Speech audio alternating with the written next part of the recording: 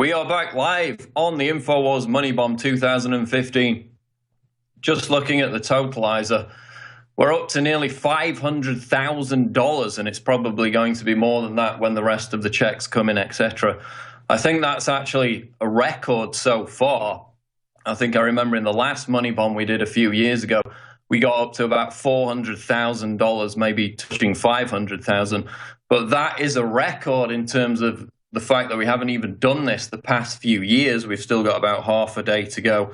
So keep your donations coming in at infowars.com/moneybomb. You can go there on the website, donate an amount of your choosing up to $500 or whatever you choose to donate. This all goes towards building the platform that we've successfully generated over the past 10, 15 years and really taking that to the next level.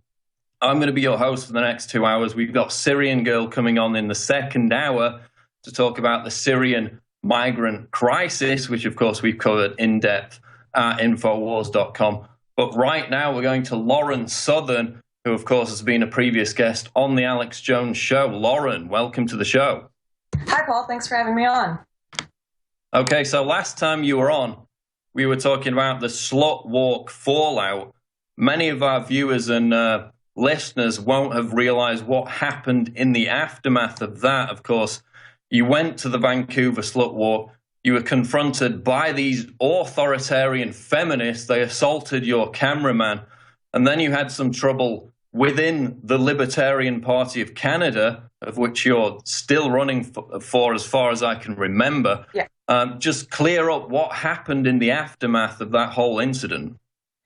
Well, essentially, after I went to the slut walk and held up my "there is no rape culture in the West" sign, I had a bit of a hate campaign unleashed on me, as most people do after questioning or challenging radical feminism. And a lot of these feminists that did participate in the slut walk wrote a large slanderous letter about me that I was screaming over rape survivors and telling them the rapes didn't happen, which absolutely did not happen. And they started a campaign against me on change.org to try and get me kicked out of my party, as well as sent this letter that they wrote with just insane things in it. In fact, at the end, I believe one of the women in the letter said she was puking all night. She was triggered so hard by me being at the slut walk.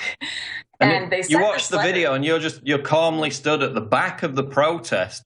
You're not interfering. They come up to you. They try and interfere with your free speech, and yet you're condemned for screaming over rape victims. How does that work?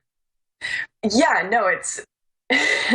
I couldn't tell you. It's the feminist mindset and logic. But they sent this letter to... They found my friends. They found my family. They found everyone in my party. They sent it to every member of the party, literally went through the party list. And obviously that caused somewhat of an uproar with people who were more on the libertarian left and consider themselves feminists. And within that, the reason that kind of started the party kind of questioning me and what I was doing with my videos and everything, or rather these few kind of left-wing libertarians questioning me. And what really got me kicked out of the party was me retweeting your video, "The Truth About Trans Everything," which kind of... And this was just a satire video that I did a couple of months ago now. You merely retweeted it. Now, a lot of people on Twitter obviously say, retweets don't mean endorsements. They took it as an endorsement. It was a satire video.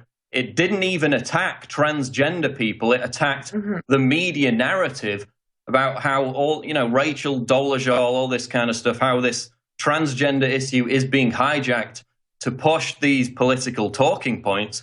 You merely retweeted the video. And what happened after that? Yeah, I made no comment on the retweet. I just retweeted it. I got a message from one of the higher-ups in the party saying, "This is completely unacceptable. I've had it. First the slut walk, now this. We've got to cut you." And I've kind of gotten a few messages about the slut walk since then of people saying, "We've got to get rid of her now. We've got to get rid of her now." But that one in particular, your video, was the breaking point. And I tried to explain, tried to defend myself, saying, satire and comedy are one of the most important aspects of free speech, probably my favorite, to be honest. But we definitely need to defend the ability of satire and humor, and that just was not taken well. And because this individual was in a higher up position, I was cut, and it was without a lot of communication with other members of the party. So there were a lot of members of the party who would defend my free speech and did support me that weren't communicated with to kind of defend me in that. But it was a bit of an uphill battle getting back into the party. How could they reconcile the fact that obviously libertarianism is about live and let live, and it's about free speech. It's about tolerance of all free speech, of all humor, of all satire. And yet they were so offended by this that they tried to ostracize you and kick you out. Were you actually kicked out of the party? That's what I want to clear up. Or did you leave? I was half suspended. I was told that I was suspended, and I was taken off the candidates roster and taken down as a candidate completely on the list. And they attempted negotiations with me and told me if I kind of censored myself and made sure to do less videos on feminism and stuff, that I could come back. And I said no to that, obviously. And this is why I've done my video. A few of you, I believe you've watched it, on cultural libertarianism. Yeah. And the difference between believing in free speech in spirit and only believing in free speech on paper, because some libertarians believe that free speech can only be restricted by the state, that the state is the only factor we should oppose threatening our free speech or restricting our free speech. I disagree with that. I think that organizations and groups of people can also try to restrict free speech. And although we shouldn't use government force or any kind of force to prevent them from doing that, we should adamantly oppose them in culture, and we should adamantly speak out against them trying to silence others. And a lot of left-leaning libertarians are not cultural libertarians. They seem to have this notion that if a culture decides an idea is unacceptable, it's okay for people to try and censor it. It's okay for people to try and stamp them out and not let them have a voice in media or in parties or anything, as long as it's not the state doing it. I disagree with that notion. I think we should try and defend free speech, especially as libertarians we should defend libertarian values in culture and try to reduce government at the same time. And this idea that suppression of free speech can only come from the state is obviously contradicted by this phenomenon in recent years of Twitter outrage mobs who have within them more power than the state in many aspects to publicly shame people for, in many cases, benign comments that are, described as racist or offensive or homophobic. So the power is invested in those groups, in those mob outrage groups. Their influence is declining, which we can go on to talk about. So it's this idea that oppression of free speech no longer comes from the state when you have a social media, when you have the ability for people to create their own platform and network and link in with all these other groups on the left in the form of Twitter outrage mobs, which we've seen just over the past. I mean, there are examples every single week. But for example, the past couple of weeks, we've had this thing about the lawyer who dared to compliment a woman on her appearance on a LinkedIn profile. He said her picture was, quote, stunning.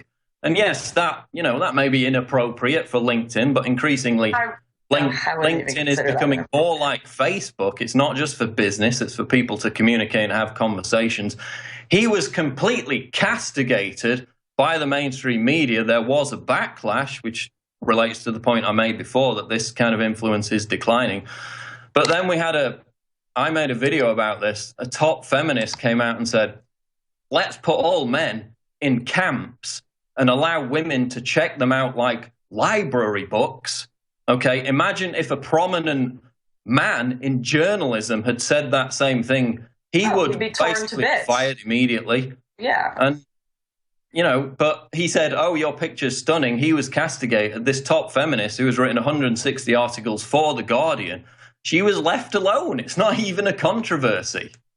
Well, if you have the wrong ideas and opinions, you've got to lose your job. You have to be shamed publicly. You have to be attacked by all media sources and be denied any way to defend yourself. That's the process and how it goes. And it's amazing that some people think that these groups it's okay to leave these groups be because they aren't the state, because these are authoritarian groups by nature. And even if we reduce the state, these groups would want to increase it or get into government positions as it is. And you already see that happening. You already see Hillary Clinton pandering to feminists. You already see feminists here in Canada managing to get Gregory Allen Elliott in a 3-year trial to try and send him to jail for disagreeing with them. So they're already having an effect on government, despite the fact that they're non-government groups, because they are authoritarian in nature, and they will be the ones that will promote and try to increase government. And we need to oppose that ideology as well. And let's just touch on that. The guy who was jailed for disagreeing with feminists on Twitter, that's literally what happened if you look into the background of this case. They claimed he was harassing them and stalking them. No evidence for that whatsoever. The only evidence is that he was disagreed with them at first, even though he was supportive of them in general, disagreed with them with the minutiae of some details on some issues on Twitter. And then he winds up in jail. I think, from what I remember, his son was trying to get support, media attention for that. What's the latest on that case? Well, the thing that he actually disagreed with them on is they wanted to launch a hate campaign against a gentleman who published a game where you could punch Anita Sarkeesian in the face. And he told them, Gregory Allen Elliott, these feminists that are trying to sue him, what he did is abhorrent. The game he made, I don't appreciate it. I don't think we should be making violent games. But launching a hate campaign to try and ruin this young man's life and harass him online is not the appropriate response. And he continually tried to expose these women for trying to do this and having meetings to try and ruin this young man's life. And that is the reason this trial is happening, because he got a negative relationship with these feminists because he disagreed with them trying to ruin a young man's life for creating a game they disagreed with. This guy is not like an MRA activist. He was supportive of them at the start. He was saying, maybe this is not the best tactic to promote feminism, publicly shaming the guy for making a video game. Mm-hmm.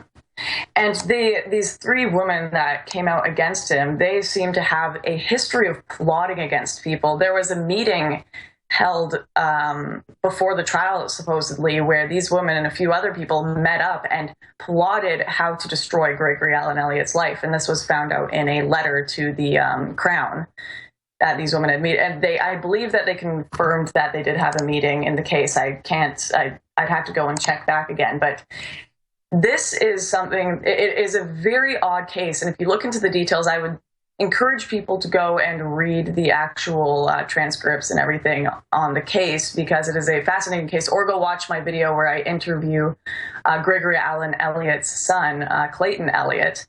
And there is so much more to this case that's going on. In fact, I believe right now they could not get Gregory Allen Elliott. They're having a lot of trouble sentencing him or getting any progression on having him charged for intentional harassment.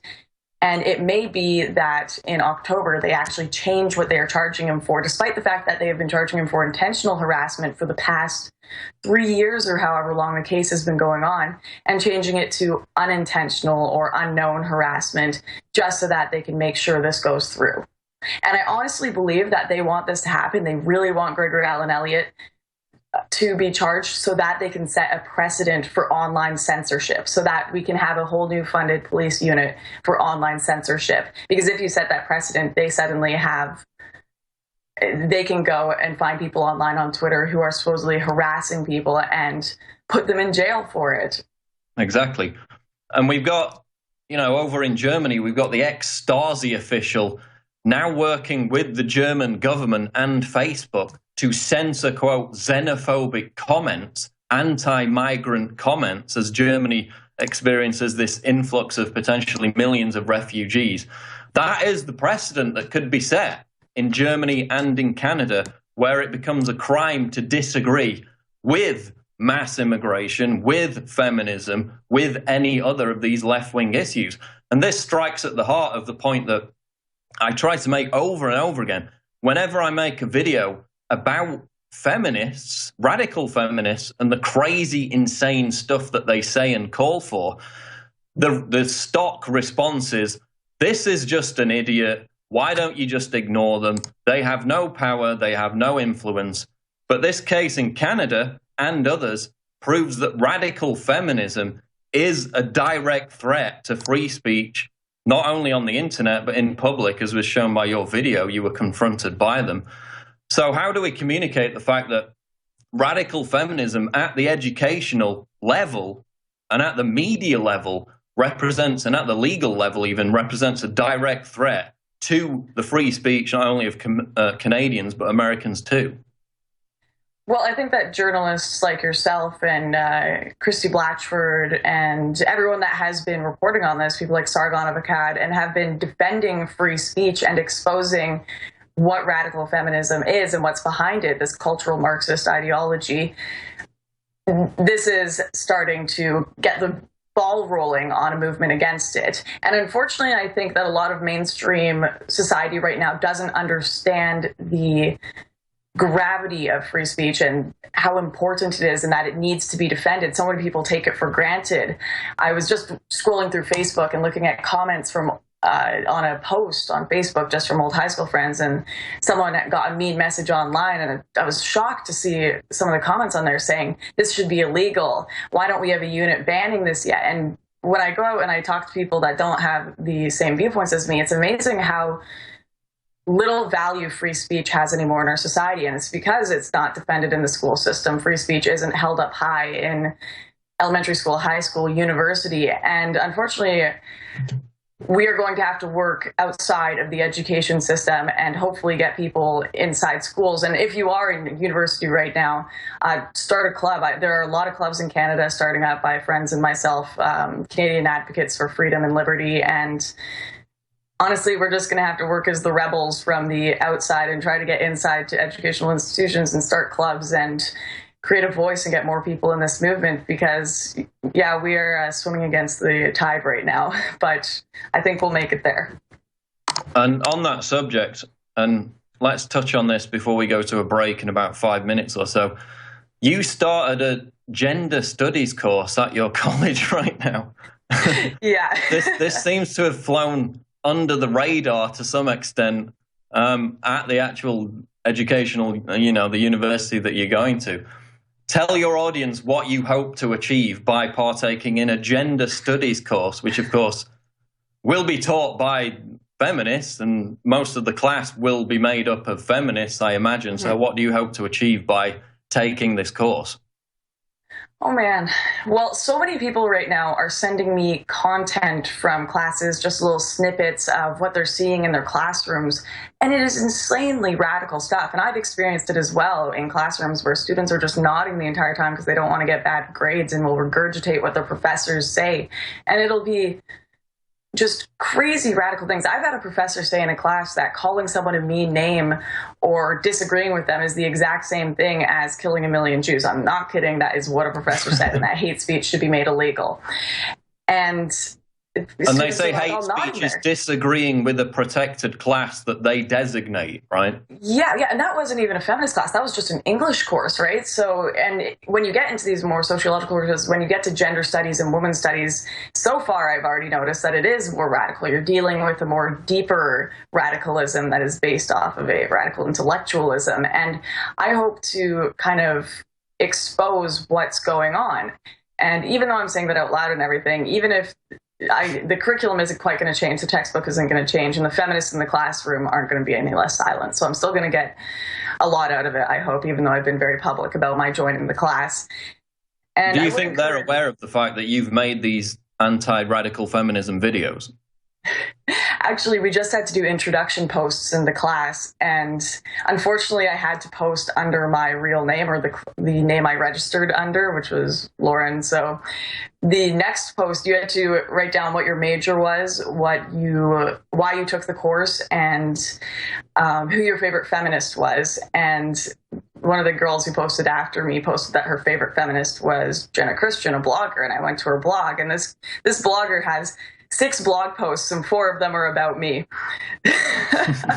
So I'm a little afraid to go to class with that. I'm not actually afraid, but it'll be interesting. They do know who I am.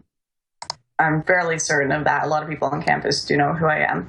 It was actually so you're basically trying to, I wouldn't say subvert it, but you're just trying to pick up more information and knowledge about the process of how these courses are taught and the content of these courses and how it relates to the fact that this is a major issue, that young women are being taught this stuff at the college level. Now, in your video that you put out the other day, you made the point that the vast majority of these participants in this gender studies course, who of course are women, the vast majority, aren't taking a business major, they're not taking a science major, they're not doing engineering. So it again illustrates that the very same people who complain about women not excelling in STEM subjects, because of the evil patriarchy that oppresses them, aren't taking those STEM subjects in the first place, right? And I guarantee, I was not surprised to see that at all, that the majority of the class were in English degree, social work degree, I can't remember the other one, child education. Those were the top three, I believe. It was no surprise to me, because that is usually what happens. The majority of women go into these social degrees instead of actually STEM fields, despite the fact that women are hired 2-to-1 in STEM fields and highly encouraged to go into these. And I guarantee if other people took classes and got that information from their gender studies courses, even though I had a small sample size, I believe that would be replicated in many other gender studies courses across Canada. One of the other things I found interesting was when people were stating why they took the course, there were a few people that stated they took the course because of social justice courses that they had taken in high school. And I remember having a social justice course in my high school. It wasn't quite mandatory yet, but I'm starting to see it pop more and more up in conversation in university of people who took social justice courses in high school. So they're kind of being prepped in high school with mandatory social justice courses to go in and take more radical courses such as gender studies, women's studies in university, being encouraged. So this narrative is being pushed at every level from high school. Then you go into university with that social justice experience straight to your women's studies without ever having your ideas challenged. And that's the biggest problem. You have these students that go through high school with the same narrative being portrayed to them, and then they go through university without having that ever challenged, because 90% of professors are very, very left-wing. Okay, we're going to go to a break now. We're going to come back and talk about the rise of the cultural libertarians with Lauren Southern. This was a major article in Breitbart that kind of got to the point of how the backlash against this Twitter mob outrage is being led by not just conservatives, but also old-fashioned classical liberals and, of course, new wave libertarians like Lauren Southern herself. In the second hour, we're going to talk to Syrian Girl about the Syrian refugee crisis, how that is being misreported by the media. This is the Infowars Money Bomb 2015. We're going to go to a break now. We'll be right back with Lauren Southern. Stay tuned. Alex Jones started his Access TV show in 1995. In 1996, he parlayed its popularity into a terrestrial radio show. The next year, he launched Infowars.com, and by 2000, his voice was carried over 120 AM, FM, and shortwave radio stations. In 2007, he launched PrisonPlanet.tv, where he pioneered producing merging video and radio, a practice that is commonplace today. Now, Infowars.com is the most popular alternative news website in the world. The Alex Jones channel on YouTube has over 1 million subscribers and over 550 million views. He was the first to put his over 20 documentaries on the web for free. The seminal Obama deception has been seen over 14 million times on one YouTube channel. And now Alex Jones wants to launch the Infowars.com operation into space. Join us in our march toward a peaceful restoration of the Republic by going to Infowars.com/Moneybomb. We are listener, viewer, and reader supported. Infowars.com/Moneybomb.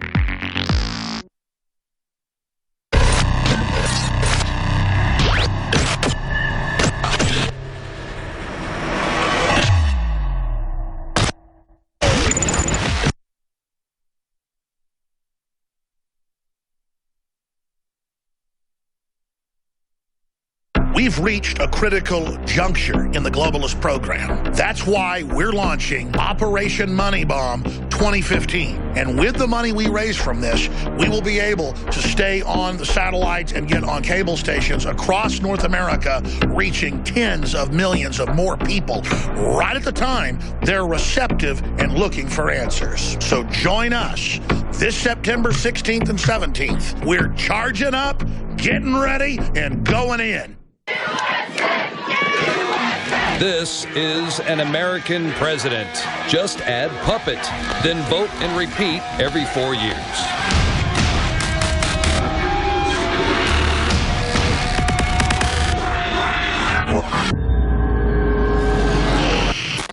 We are back on the Infowars Money Bomb 2015. We've already reached half of our total, with still probably just under half of the money bomb to go. Once the checks roll in, we'll probably reach our target.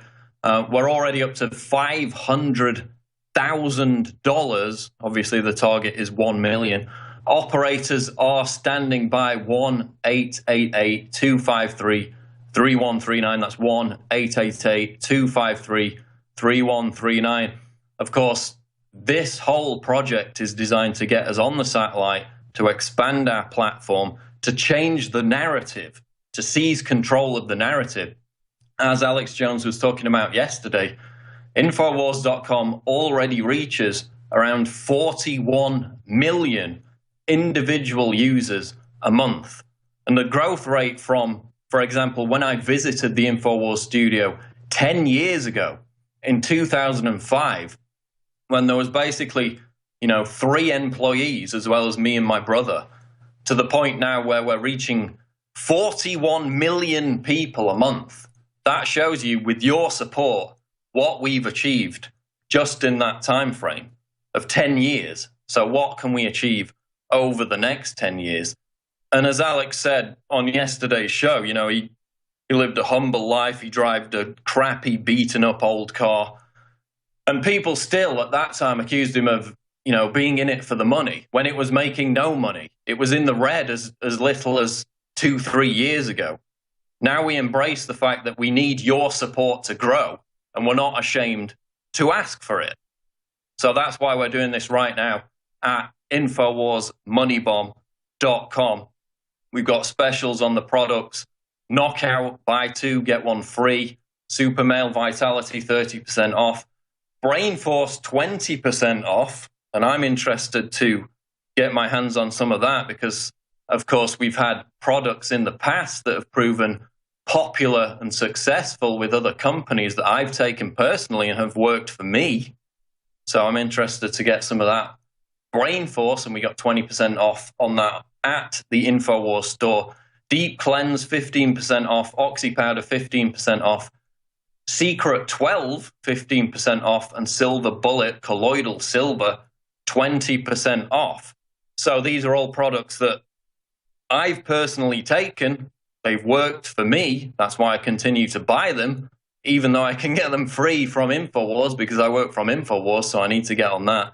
But you can get 20% off Brain Force, which is the newest product that we've got, which is getting rave reviews, at the Infowars store. And the number to call is 1-888-253-3139 to donate to the Infowars Money Bomb 2015. We're talking to Lauren Southern, who basically came from nothing. She's a young girl studying at a college in Vancouver to be this libertarian internet sensation. She got about upwards of 1 million views on her slut walk video where she went and confronted feminists at a recent event. She then got another viral video on her own channel. And we're talking about cultural libertarianism. I want to get into that. Lauren, there was this major Breitbart article recently, which you were featured in, The Rise of the Cultural Libertarians. For the audience, just define cultural libertarianism and why it has become so popular over the past couple of years. Well, you've got, obviously, most people know what cultural Marxism is, and it's that kind of suppression of free speech, the belief in identity politics and classism, collectivism. And then you've got cultural libertarianism, which embraces, it's a challenging of the rising, very left-wing authoritarian culture. It is a pushback that believes in free expression for everyone, resisting this identity politics and public shaming. And I'm reading right from Alan Bokhari's article on Breitbart because he really sums it up fantastic. They want to defend humor. They want to defend personal freedoms and just everyone's expression, and end this culture that is more focused on emotions and being triggered and safe spaces, and instead embrace a culture that understands we are going to have to live among diverse viewpoints. We are going to have to embrace free speech and free ideas that we may find offensive, because free speech and free ideas are what has caused society to progress. There were a lot of things that have been deemed offensive in the past. And in an Oxford Union speech, I believe it was the editor, Brendan O'Neill of Spike magazine, where he goes and he lists a ton of different events that people found extremely offensive. People advocating for the Bible being translated into different languages, people advocating for atheism being allowed to be talked about on campus, advocating for gay marriage and just different freedoms. And these were all things that have been found offensive in the past. And if we embraced this culture, this SJW culture of silencing any idea that disagrees with us, we would not be able to make the same intellectual leaps we have made today. And I believe there is so much more we can achieve intellectually, so much more we can achieve in our society, in our politics, and in our learning institutions. But that is being suppressed by safe spaces. That is being shut down, and free conversation, free speech on campuses, expression, these are all things that are being shut down by those who are not cultural libertarians. So cultural libertarians are a pushback to that. They want a free society to have free thought and free intellectualism of any kind.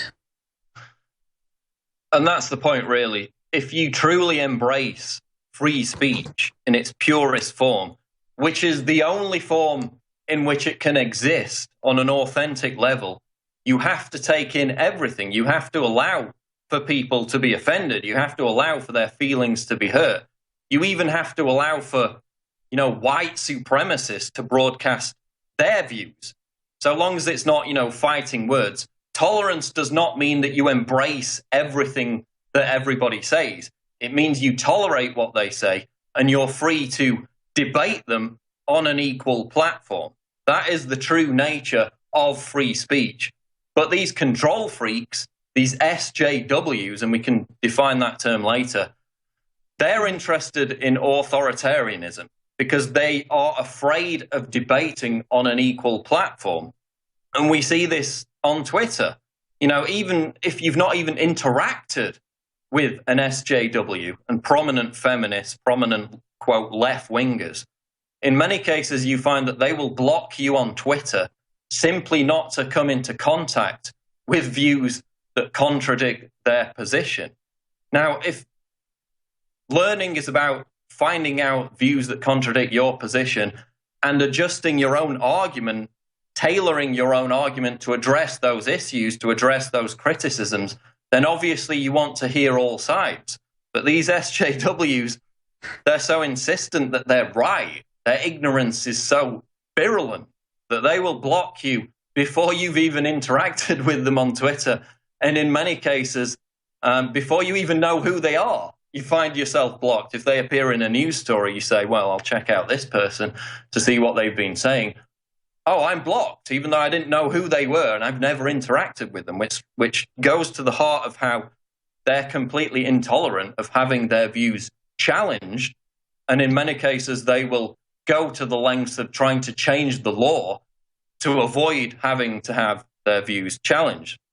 So when it comes to those who would restrict free speech, in the name of protecting people from being offended, is it not our duty as actual proponents of free speech to be deliberately more offensive just to push that envelope?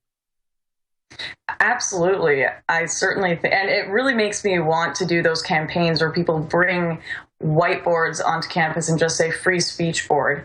And people will write super offensive things on them, and campuses have been shutting them down all over the place because of this offense. But people don't quite get Isn't that racist, though, using a whiteboard? Of course. It's really fascinating because I've encountered these people in real life and tried to explain to them the importance of free speech. I did a video on my campus women's group and on safe spaces, and I had a meeting with the women's group on campus that were trying to kick me out, and tried to explain to them what the importance was of having different viewpoints and ideas and having your ideas challenged. And it was just such a foreign concept. I suggested the idea that, what if someone posts in your group that you should put funding requests towards Coney 2012? It would be great if someone came into the group and said, hey, actually this is a scam, it's a fraud. And the response I got from the group was that, how dare you? Coney 2012 wasn't a scam. It wasn't a fraud. It's real. And I'm like, you completely missed the point. Can't you just look at the hypothetical situation? But I literally When was could not this? explain. 3 years ago, or was this recently? Oh, this was like a month or two ago when I was kicked out of my women's group.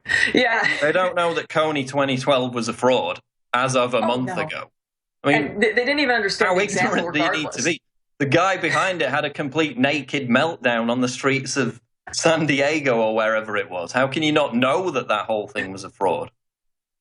I'm getting to the point where I don't want to give up on arguing and debating and trying to change these people's views, but I almost have to just find it funny now to not go crazy.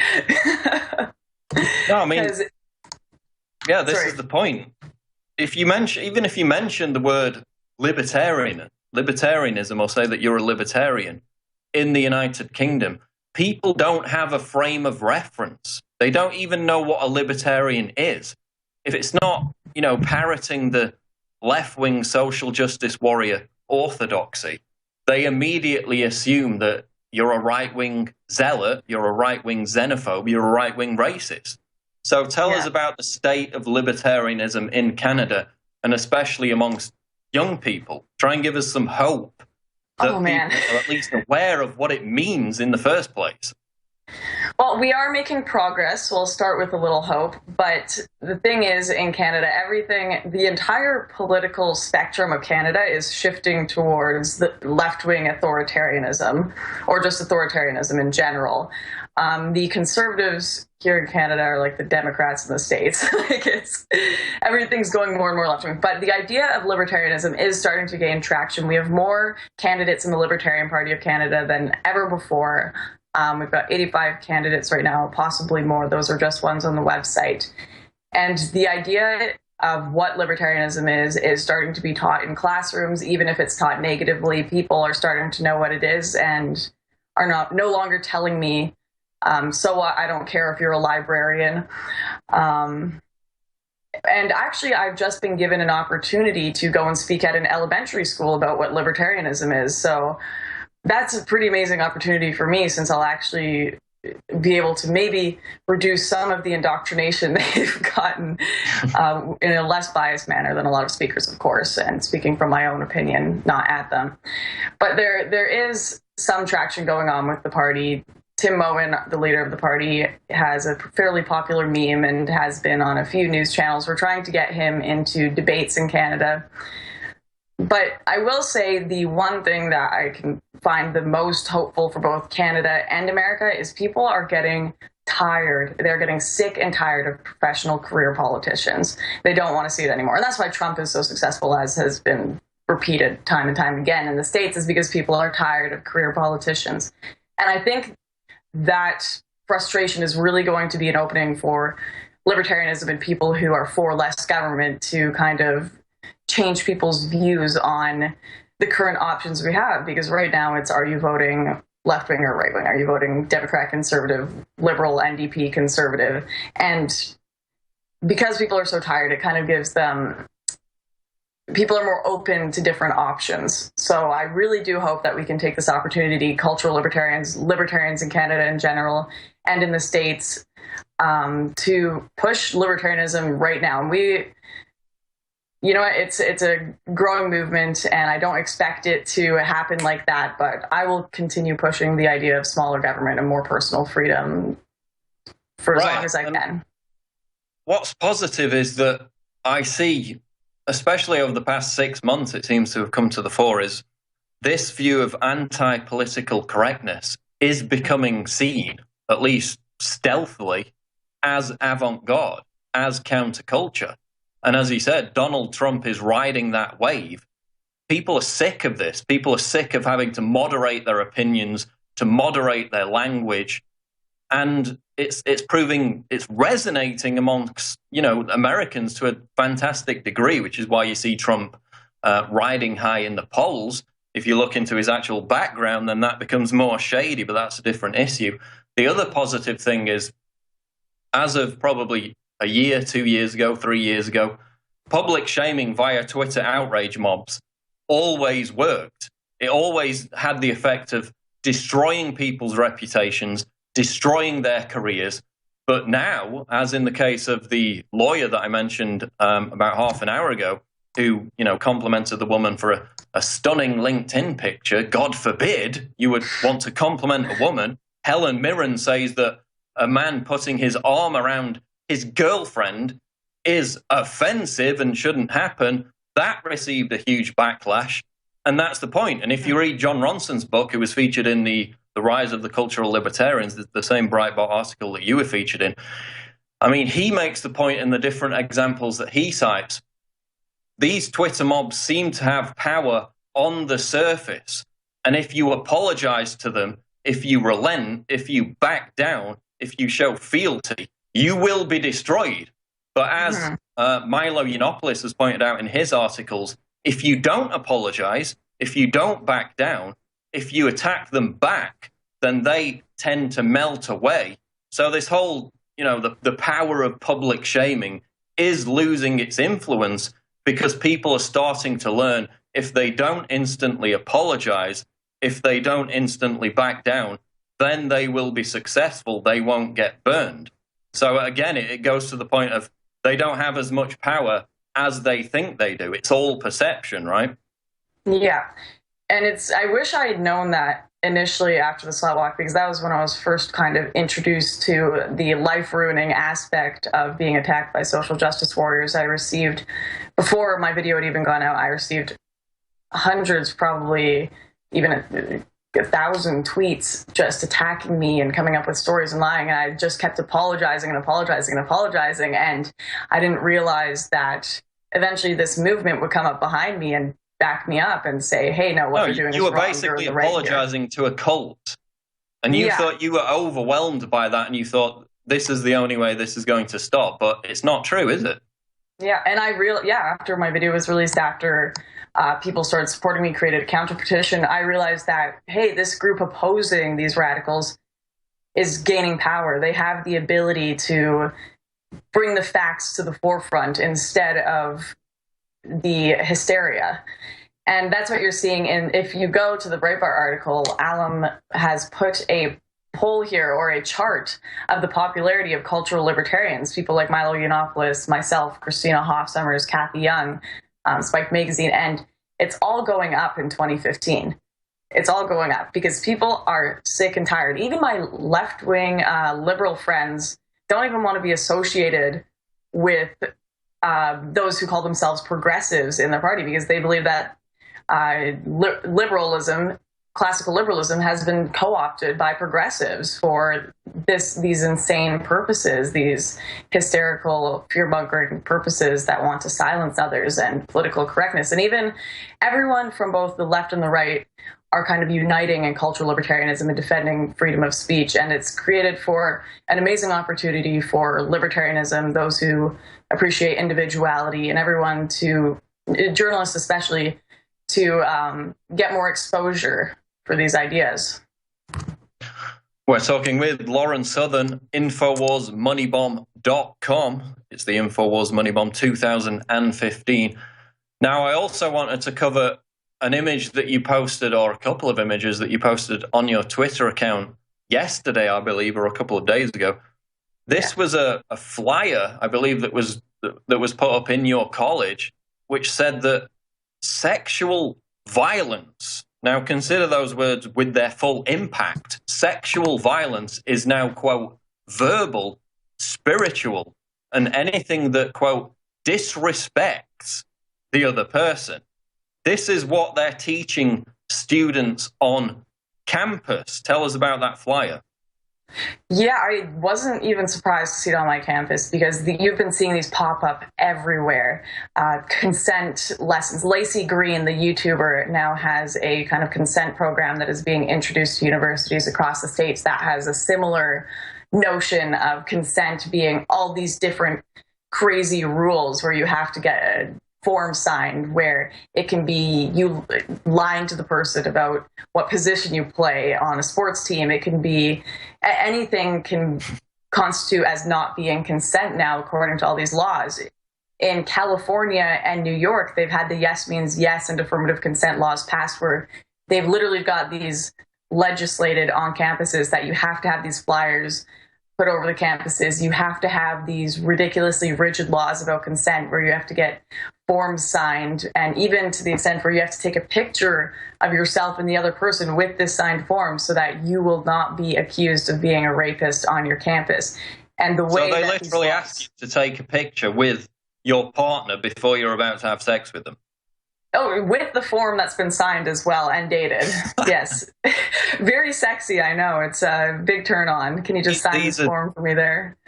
And what's even crazier, you posted the list of questions that have to be asked before two people engage in consensual sex. And it was completely ridiculous. It was, should I do this? Well. Is this acceptable? Again, this goes to the heart of radical feminism is completely destroying healthy relationships. I mentioned it earlier, Helen Mirren. Don't put your arm around your girlfriend. That's offensive. That's like you possessing her. It's not, showing love and affection. God forbid you would want to do that. It's completely misogynistic.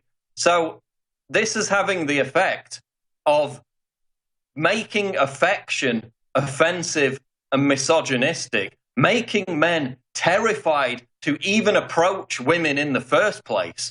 So who are women going to end up with if they don't end up with genuine men who are interested in them? They're going to end up with, aggressive, quote, alpha males who don't give a damn about any of this conduct in the first place. So it's just going to backfire, right?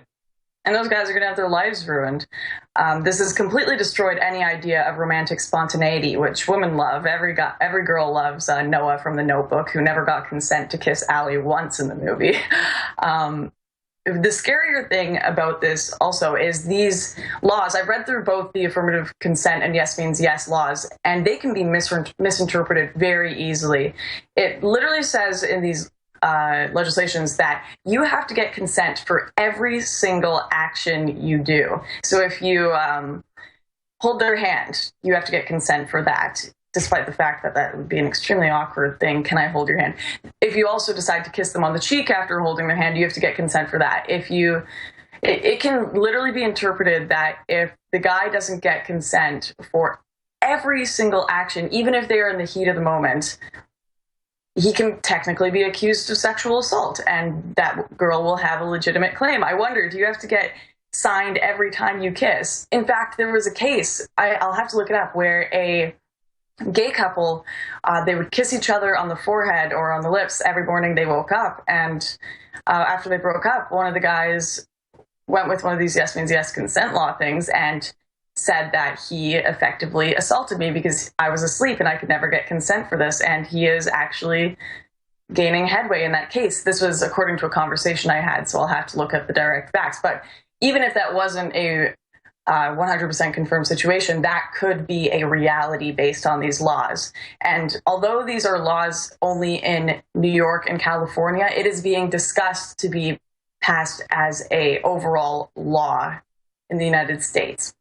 No, I mean, they had a law introduced in New Jersey, which was based on this rape by fraud premise, which is if you lie to a girl or, if a girl lies to a man before she sleeps with him about her age, her career, her income, her relatives, her previous relationships, anything, that could be considered rape. And they could be hit with similar charges to actual physical rape. And they even compared it to Megan's Law, which was based on a 7-year-old girl that got raped. And they had a website, Rape by Fraud, where they listed men who had lied to women before sex and compared them with this pedophile who had raped a 7-year-old girl and killed her.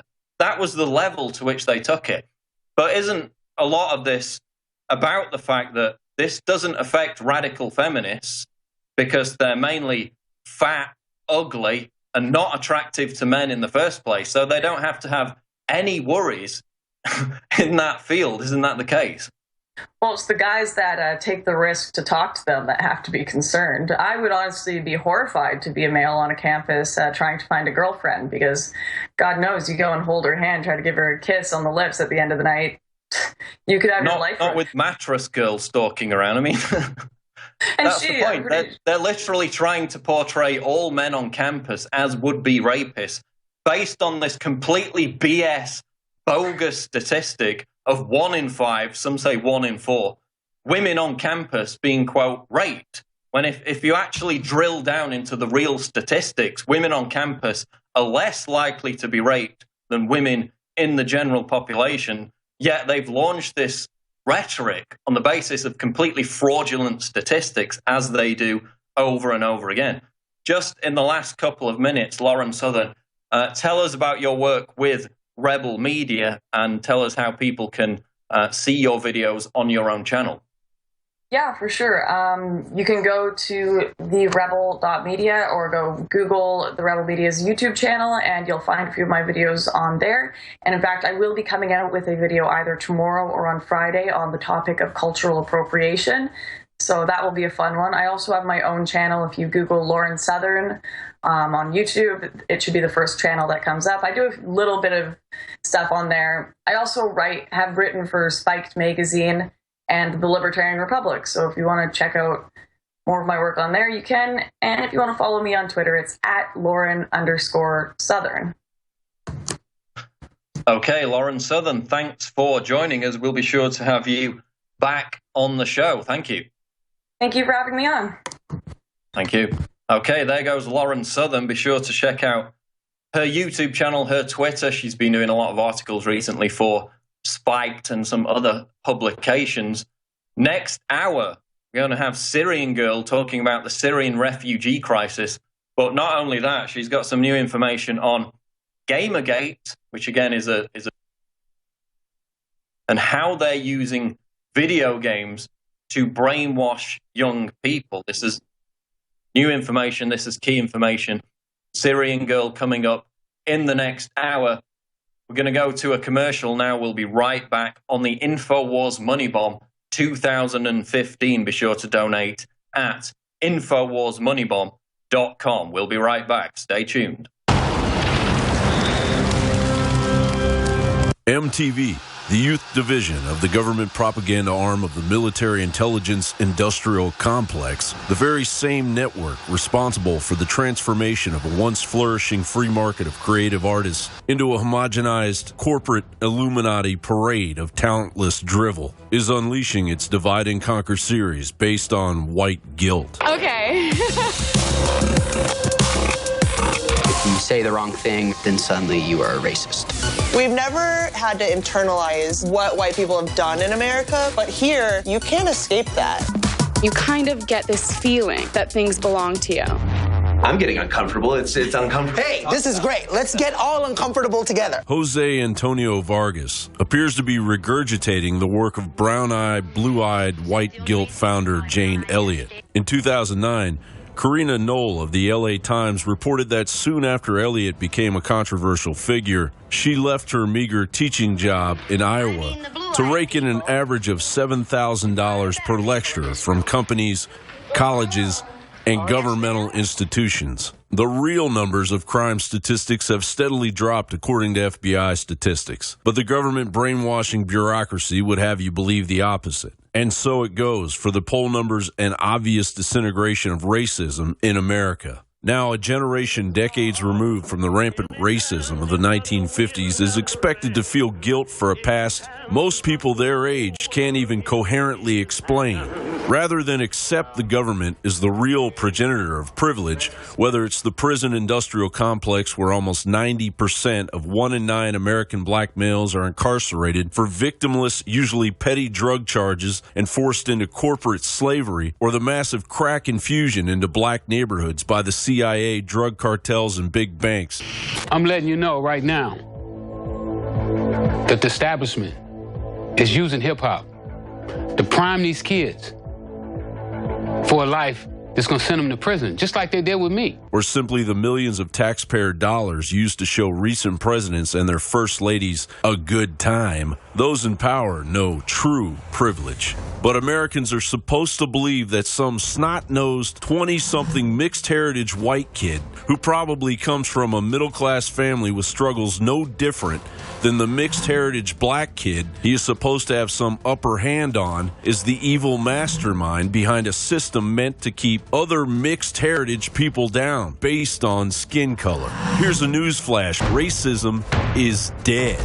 Or at least it's been dying its natural last breath for nearly a couple of decades amongst the common people of America. Sure, it's alive and well within the militarized police and the downtrodden cities segregated by government policies, alive and well in the rhetoric of the mainstream news media. There are too many white liberals in the media, and the reason they're not attacking Barack Obama is because of some type of white guilt. You think your ancestors may have owned slaves. You have no fact that your ancestors owned slaves, but the guilt is killing you. Alive and well in White House talking Another way points. of saying that is Trayvon Martin could have been me. There are very few African-American men in this country who haven't had the experience of being followed when they were shopping in a department store. That includes me. The political classes are blatantly disconnected from the common reality. Americans of all stripes came together to wipe the scourge of racism from the American culture beginning in the 1970s. After shadowy elements of our own government gunned down our real leaders with what recent evidence reveals as a mixed bag of operatives and CIA MKUltra patsies. And now the Obama administration would have us divided and conquered. A new type of segregation is emerging. Americans are increasingly segregated by the content of their character. And approval of the characters inhabiting the power structure of the nation's capital is at a record low. For most Americans, things are tough all over, and under Obama's policies, getting tougher every day. The average American sure as hell isn't going to listen to a bitter illegal immigrant like Jose Antonio Vargas, clearly slinging the Cloward Piven divide and conquer strategy. So don't expect the majority of Americans to shoulder the blame. In the words of Bob Dylan, a musician from a bygone era when the First Amendment was revered, you don't need a weatherman to know which way the wind blows. There's a war on for your mind, America, and the first shots were fired long ago. John Bound for Infowars.com.